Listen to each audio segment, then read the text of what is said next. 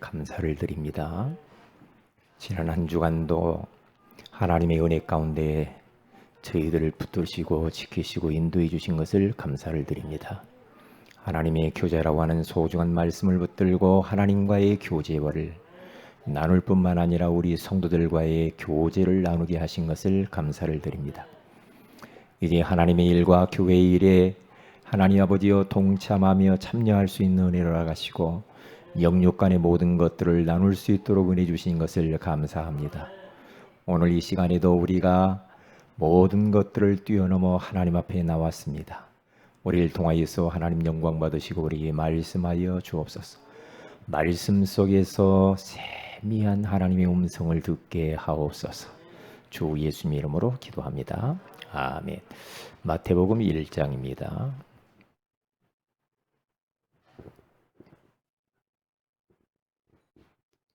마태복음 1장 21절에서 23절입니다. 같이 한번 읽습니다. 마태복음 1장 21절에서 23절입니다. 시작. 아들을 낳으리니 이름을 예수라 하라. 이는 그가 자기 백성을 그들의 죄에서 구원할 자이심이라 하니라. 이 모든 일이 된 것은 주께서 선지자로 하신 말씀을 이루려 하심이니 이루시되 보라 처녀가 잉태하여 아들을 낳을 것이요 그의 이름은 임마누엘이라 하리라. 아멘. 오늘 밤에는 예수와 마태복음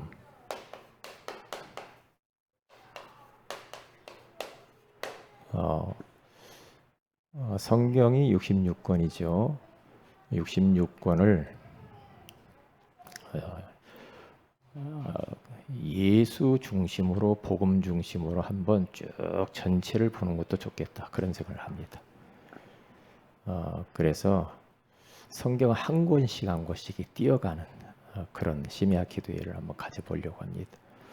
오늘은 예수와 마태복음에 대한 말씀을 우리가 좀 나눠야 되겠습니다.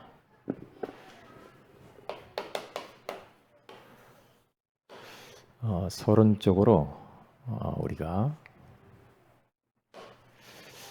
가장 중요한 게 뭘까요?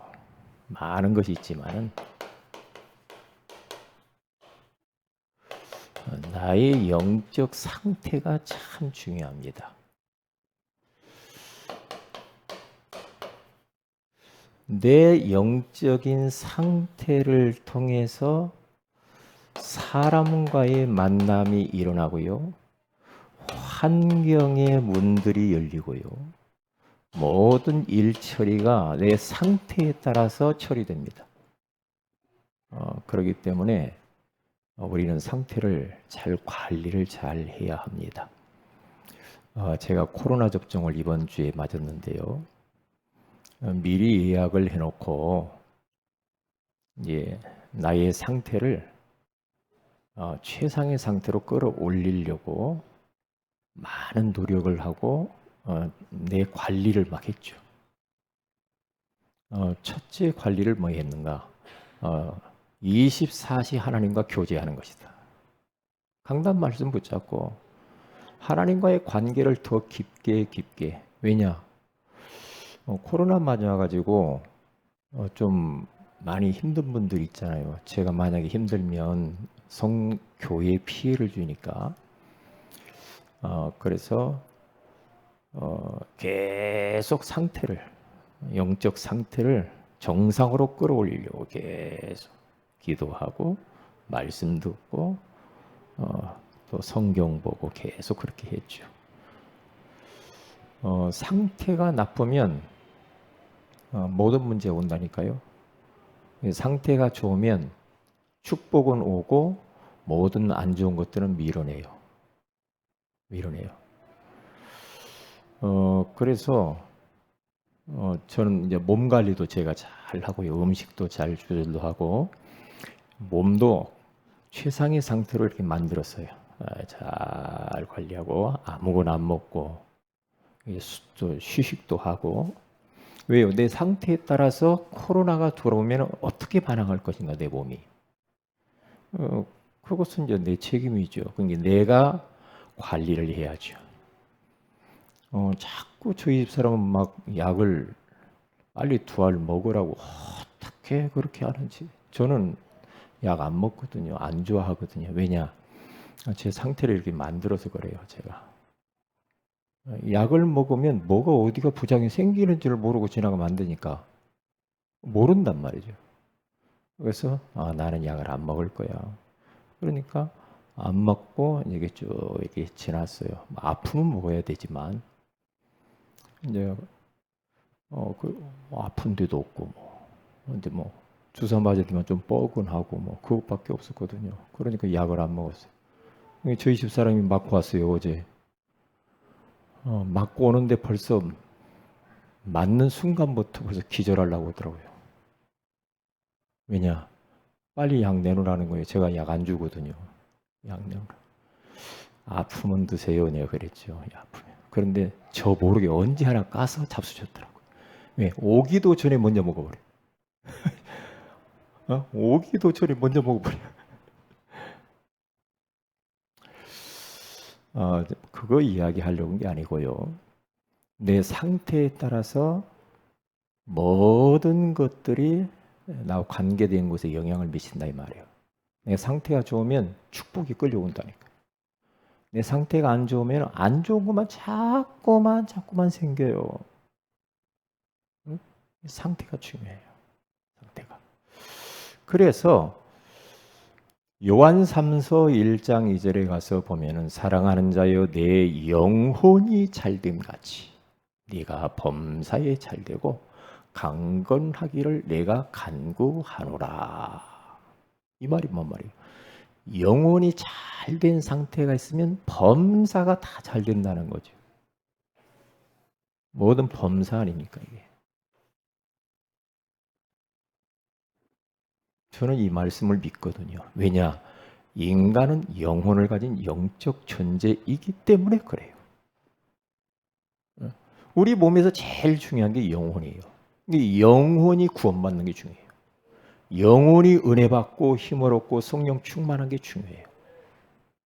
그러면 범사가 잘 되고 강건의 축복이 온다고 주님이 그렇게 말씀하시잖아요.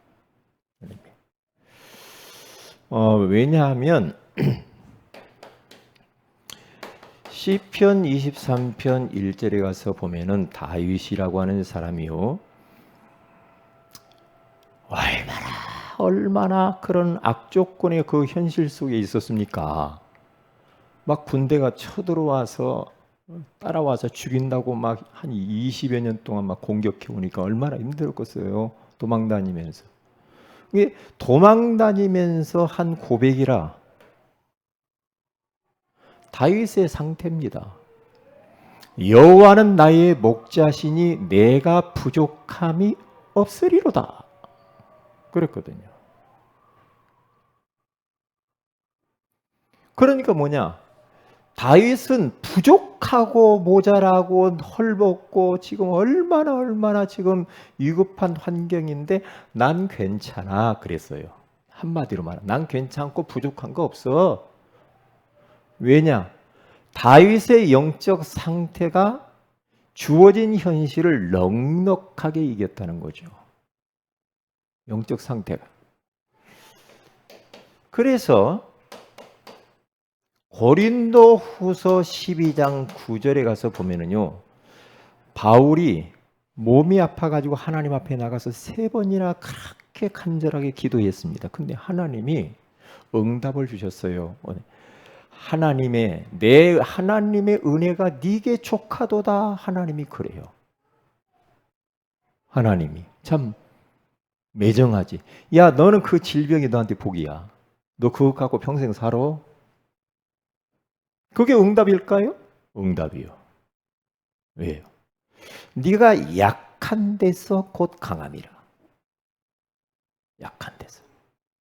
그러니까 내가 이 질병 때문에 하나님을 더 바라보기 때문에 하나님의 능력이 나에게 머무르더라 그래요. 그래서 내가 약한 것을 자랑한다. 약할 때에 곧 내가 강하더라. 그러면서 나는 하나님이 나에게 주신 모든 지금 현실이 아주 족하다, 만족하다. 만족하다. 대단하죠. 왜요?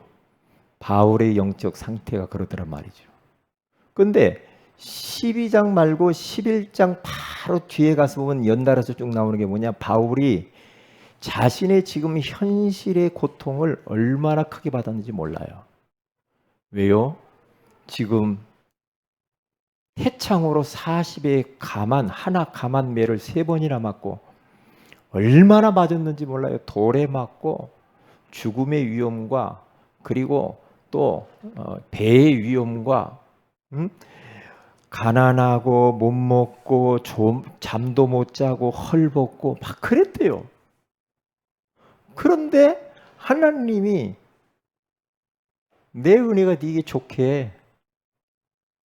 네게 족하거든. 바울이 딱 응답을 받고요. 뭐라고 말하냐? 내가 이렇게 지금 힘들고 어려운 이 환경이 이것이 도리어 나에게 큰 기쁨이다. 그렇게 말을 해요. 기쁨이다. 그래, 마귀가 완전히 도망가 버리죠.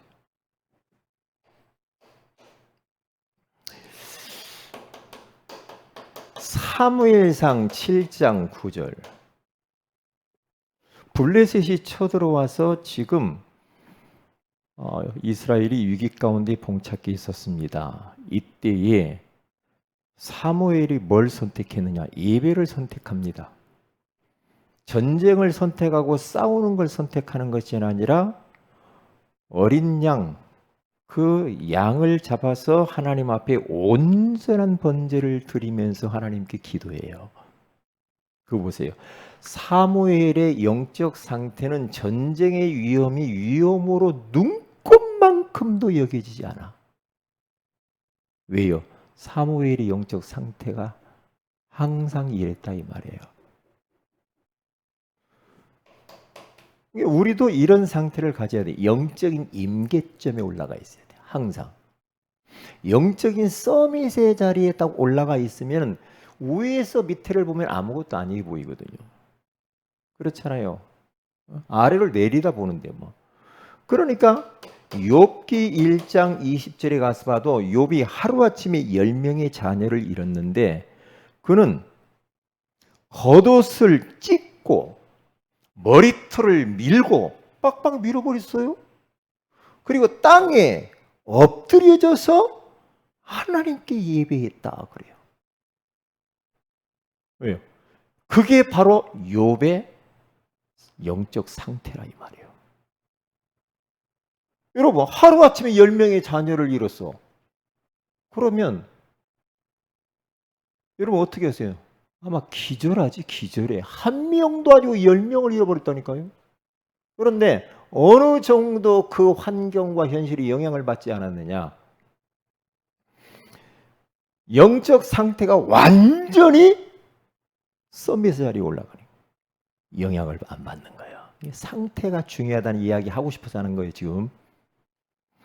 우리의 기도 제목은 내 영적 상태가 임계점에 도달하기 위해서 기도해야지 뭐 이거는 해주세요, 이거 해주세요, 이거 물론 그것도 하지만은 그러다가 은혜도 받고 하지만은 중요한 것은 우리 영혼을 어떻게 하면은 잘 되게 만드는 것이 포인트. 어떻게 하면 내 영혼을 잘 되게 할까? 그래서 예배에 성공해야 돼. 그래서 내가 자꾸만 말씀을 들어야 되고 그래서 하나님 앞에 나가 자꾸 더 엎드려서 기도해야 되고 그렇죠? 사람에게 자꾸 이야기하면은 흉이 돼. 하나님께 자꾸 나가서 하나님께 기도를 하고 찬송하고 구원의 길도 그리고 자꾸 이렇게 하는 게 뭐냐? 그러면 상태가 올라가요.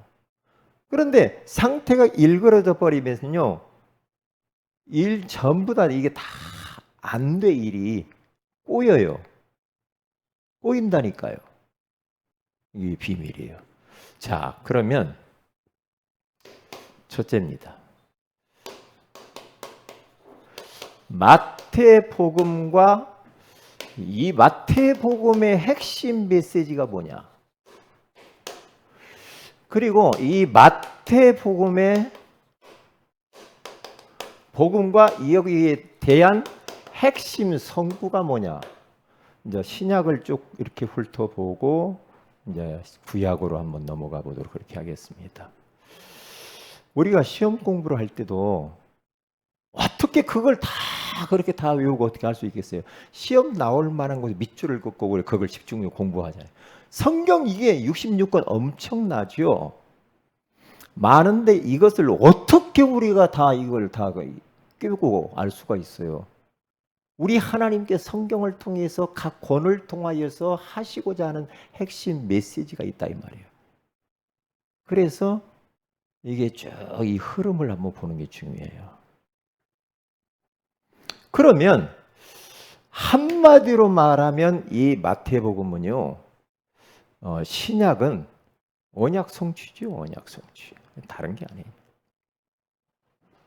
언약 성취인데 언약 성취, 어떤 게 언약 성취냐? 다른 거 아니에요. 구약에서 이야기했던 예수 그분이 그리스도라 이 말이거든요. 구약에서 메시아 그리스도로 보내겠다고 계속 이야기했잖아요. 그분이 오셨다는 이야기입니다. 그분이. 이게 신약에서 하는 이야기고 마태복음의 핵심이 요거예요. 예수님이 그리스도로 구약에서 선지자들이 그토록 이야기했던 그분이 오셨다 이 말이에요. 그래서 구약을 보시라니까 구약은 39권이죠. 구약.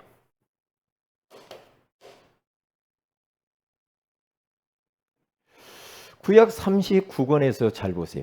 인간의 구원의 길 우리 잘 알죠. 구원의 길. 천지를 창조해서 하나님께 인간을 만드셨는데 하나님과 함께 할 때 행복하도록 만들었고, 그런데 인간들이 마귀의 속아 하나님 말씀에 불순종하는 죄를 짓고 행복의 근원이신 하나님의 품을 떠나면서부터 여러 가지 문제로 불행하게 되었잖아요. 그래서 영적 문제 오고 오상 문제, 종신 문제, 육신 문제, 내세 문제, 후손 문제가 쭉 오게 되죠. 그런데 그 어마어마한 문제를 해결하려고 인간들이 막 종교를 만들고 선행을 추구하고 철학을 추구하고 막 하잖아요. 안 된단 말이죠. 그래서 하나님께서 구약에 계속해서 인간의 이 근본 문제와 아울러서 거기에서 드러난 수만 가지의 불신자 상태의 이 모든 문제를 끝내는 유일한 분을 보내겠다. 그 이야기거든요. 그분이 바로 누구냐? 창세기 3장 15절에 원시복음은 여자의 후손이 뱀의 머리를 상하게 할 것이다. 인간의 문제가 뭐냐? 종교 가지고 해결이 안 돼요. 인간의 근본 문제는 왜 마귀에게 잡혔고요, 죄 가운데 빠졌고요, 완전히 하나님을 떠나버렸기 때문에 다른 것 가지고는 안 된단 말이에요. 그래서 하나님이 창세기 3장 문제가 딱 찾아오니까 3장 15절에 여자의 후손이 뱀의 머리를 상하게 할 것이요. 원시복음. 창세기 3장 문제 해결하실 그분을 보내겠다라는 사인 아닙니까? 그리고 출애굽기 12장 13절에 가서 보면은 출애굽기 먼저 하지 말고 그 다음에 뭘 해야 되면은 창세기 6장 14절에 사람들이 그때부터 육신이 되어져 가지고요, 하나님의 아들들이 사람의 딸들의 아름다움을 보고 자기 눈에 보기 좋은 대로 막 육신을 향해서 막 달려갑니다. 그러니까 하나님이 그 인간 지었음을 한탄하는데 저들이 생각하는 것이 항상 악하고 아주 못됐단 말이에요. 그래서 홍수 심판을 명하는데 그때에 우리 하나님께서 답을 몰리 방주를 지어라. 홍수를 면할 수 있는 방주를 지어라.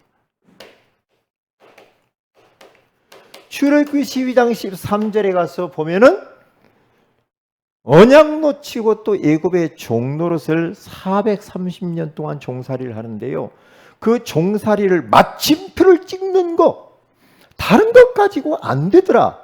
피 바르는 날 나오잖아요. 6월절, 재앙이 6월, 넘어갔다 이 말이에요. 저주가 6월 패스오버가 됐다는 거죠. 그리고 로마의 속국이 되어 있을 그때 바벨론의 포로가 되었을 그때에 하나님께서 이사야서 7장 14절에 답을 탁 주는데 뭘 줍니까?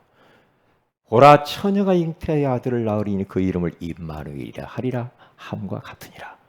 그래서 이 예수 그리스도 인생의 모든 문제 해결자 이분을 보내시겠다는 약속인데 신약에서는 이것이 그대로 성취됐더라 이 말이죠.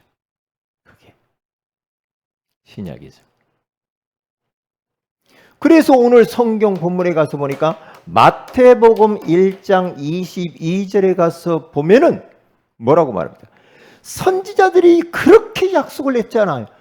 모세오경을 통하여서 계속 말씀하시고 말씀하시면서 또 이사야를 통해서 이렇게 약속한 이 메시아 그리스도 그분이 오늘 성경 본문 1장 22절에 가서 보니까 이 모든 일에 된 것은 주께서 선지자로 하신 말씀을 이루려 하시면 이루시다. 구약에서 그렇게 예언하고 약속한 이 메시아 그리스도 보내시겠다는 그분을 선지자가 약속한 것이 그분이 오셨다. 21절에 아들을 낳으리니 그 이름을 임마누엘이라 하리라 함과 같으니라 하면서 계속 거기에서 뭔 이야기 하는 거니? 그거 보세요. 17절에 가서 2장 5절에 가서 보세요. 거기 가서 봐도요. 뭐라고 말합니까? 선지자들이 이렇게 기록된 바 하면서 6절에 쭉 이야기하잖아요. 선지자들. 그러니까 구약에서 이야기하는 17절에도 선지자들, 23절에 선지자들, 마태복음 3장 3절에도 그리고 마태복음 26장 56절에도 선지자들이 하신 말씀을 다 이루었다라고 이렇게 말을 하죠. 마태복음 2장 5절, 17절 나오죠. 23절 이렇게 나와요. 그리고 마태복음 3장 3절, 25장 56절 이렇게 계속 선지자들의 글을 통하여서 그분이 이뤘다. 26장 마태복음 26장 56절입니다. 이 이야기를 하는 겁니다. 핵심이 뭐냐? 예수는 그리스도다. 예수님이 그리스도라 이 말은 뭡니까? 예수 그리스도를 통해서 하나님이 답을 내버린 거예요.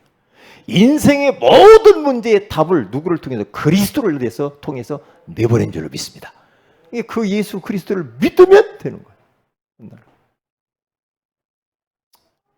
이 부분이란 말이에요. 자, 그러면 핵심 선구가 뭐냐? 핵심 선구. 예수님에 관한 겁니다. 예수님에 관한 선구가 있어요. 그 다음에 두 번째로는 제자에 관한 것이 있어요. 선구가.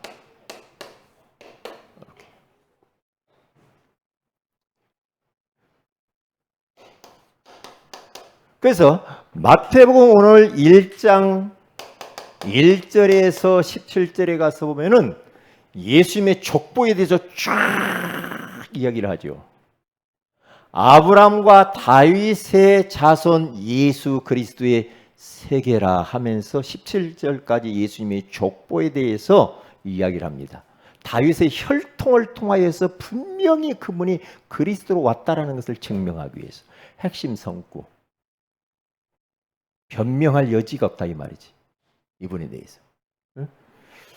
여기 보면은요. 연약한 자, 부족한 자, 모자란 자, 여자, 기생 이런 사람들이 거기에 포진되어 있는 거 봅니다. 그런 사람들을 통해서 언약이 계속 끊어지지 않고 우리에게까지 전달되어 왔습니다. 지금.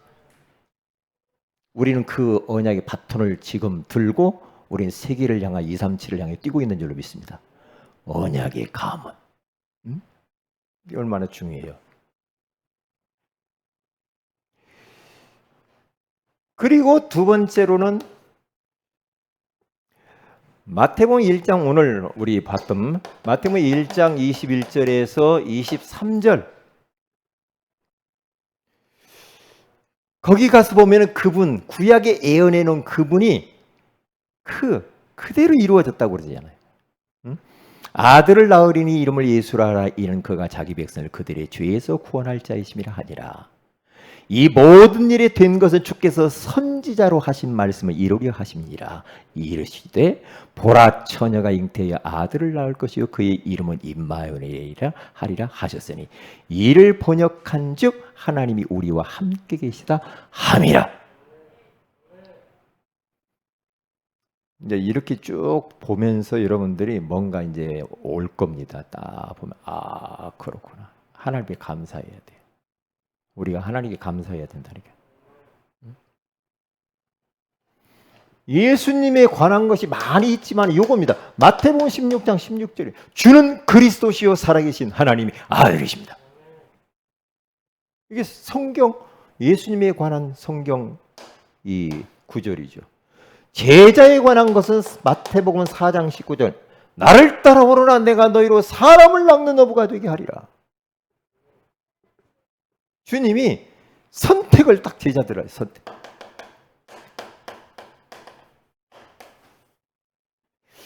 예수님께서 진짜 예수님의 천명, 소명, 사명을 딱 주어서 이들을 세계복음화의 제자로 세우는 것을 볼 수가 있습니다.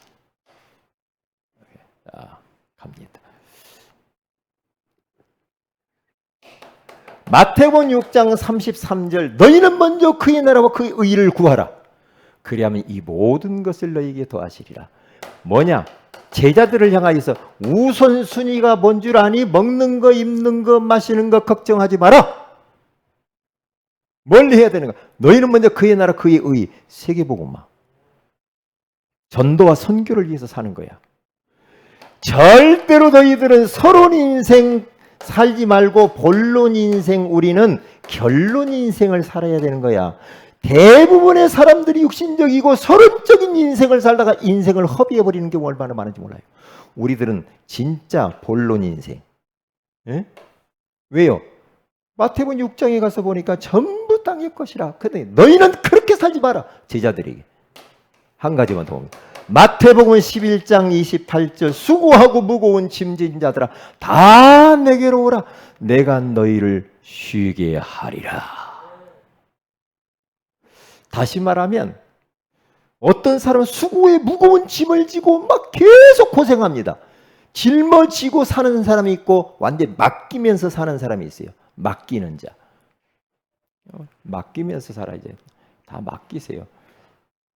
그러면서 마태복음 그들에게 주님이 말씀합니다. 16절에서 20절 모든 족속에게로 가라. 가서 제자를 삼아라. 하늘과 땅의 모든 것을 내게 주시. 그분이 너와 함께 하실 것이다. 그러면서 세계를 향하여서 파송을 딱 하잖아요. 결론입니다. 여기에서 딱 두 가지를 찾아내야 됩니다. 딱 깨달음이 올 겁니다. 어떤 깨달음이 딱 오는가? 하나님, 나와 우리 가정이 그리고 우리 교회가 복음의 명문 가문이 되기를 원합니다. 복음의 명문가. 혈육적인 복음의 명문가 아니면 지금 많은 후대와 렘넌트들이 있습니다. 그런 복음의 명문가가 되게 하소서. 반드시 성취될 수밖에 없는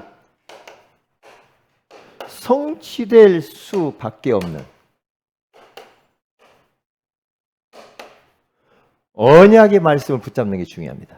왜요? 선지자들의 말씀이 그대로 다 성취됐거든요. 말씀을 딱 붙잡으세요. 말씀. 언약의 말씀. 언약을. 반드시 성취될 수밖에 없는 언약을 딱 붙잡아야 돼요. 언약. 그러면 끝나는 겁니다. 그래서 왜 자꾸만 우리는 강단을 통하여서 언약 잡는 훈련을 하고 자꾸 사모를 하고 왜 그렇습니까? 그래야 그 말씀이 성취되는 것을 볼 수가 있어요. 이 전체를 통해서 이렇게 딱 흐름을 보라 이 말이죠. 기도합니다. 하나님, 오늘 하나님께서 예수 그리스도를 통하여서 마태복음을 보게 하시니 고맙습니다. 하나님, 우리가 계속해서 복음의 안경을 끼고 성경을 다 우리가 공부해 나갈 때 우리 모두가 복음으로 각인뿌리 체질화되어지게 하옵소서. 하나님, 우리의 영적 상태가 하나님이 기뻐하시는 최상의 상태가 되어서 모든 내 주변의 환경들이 되어지는 것들을 보게 하옵소서. 주 예수님의 이름으로 기도합니다. 아멘.